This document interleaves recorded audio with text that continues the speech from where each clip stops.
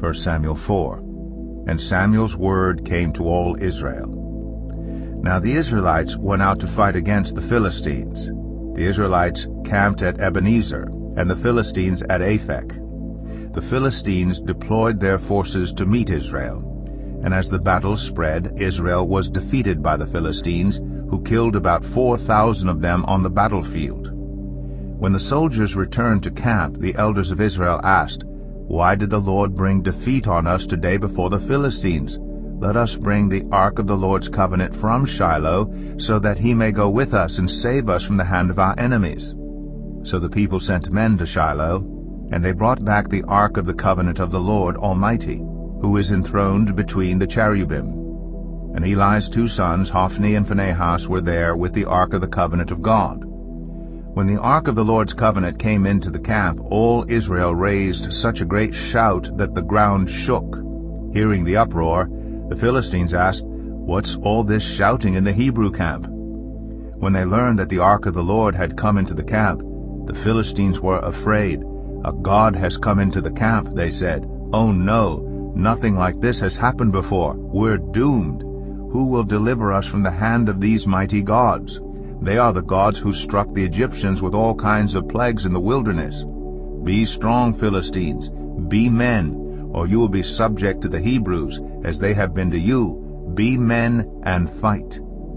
So the Philistines fought, and the Israelites were defeated, and every man fled to his tent. The slaughter was very great. Israel lost 30,000 foot soldiers. The ark of God was captured, and Eli's 2 sons, Hophni and Phinehas, died. That same day, a Benjamite ran from the battle line and went to Shiloh with his clothes torn and dust on his head.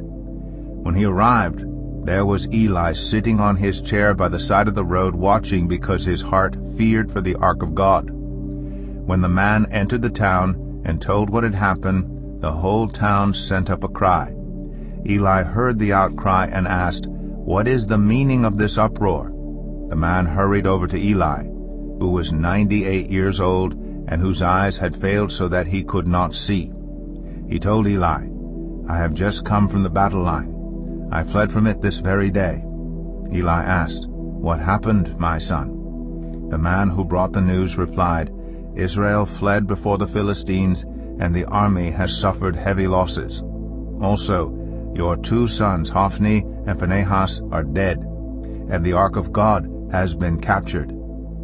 When he mentioned the ark of God, Eli fell backward off his chair by the side of the gate.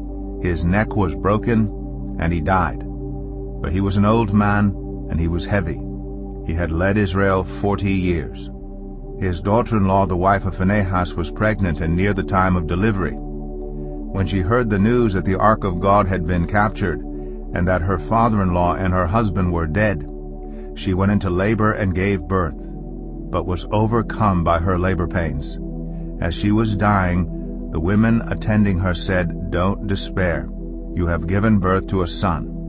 But she did not respond or pay any attention. She named the boy Ichabod, saying, "The glory has departed from Israel," because of the capture of the ark of God and the deaths of her father-in-law and her husband. She said, "The glory has departed from Israel, for the ark of God has been captured."